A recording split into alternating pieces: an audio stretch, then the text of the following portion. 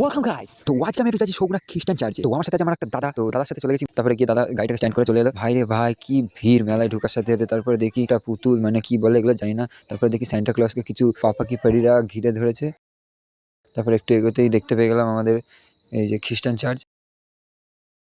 তো খুব সুন্দর সাজিয়েছে এবার। আর ভিড়ে মাথা খারাপ, কি ভিড়, ভেতরে ঢোকা যায় না। তারপর কষ্ট করে ভেতরে ঢুকে গেলাম একটু। ভেতরে গিয়ে দেখি আরো সুন্দর। তো তারপরে আমার দাদা দেখি আমাকে কিছু বলতেছিল, ও আচ্ছা ফটো তুলতে বলছিল।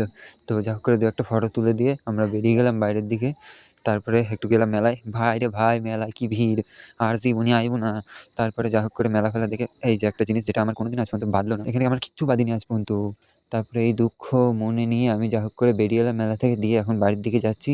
তো এই ব্লগটা এই পর্যন্তই ছিল, শর্ট ব্লগ। ভিডিওটা ভালো লাগলে চ্যানেলটা সাবস্ক্রাইব করো। তো দেখা হচ্ছে পরের ভিডিওতে, ততক্ষণের জন্য thank you so much for watching, by.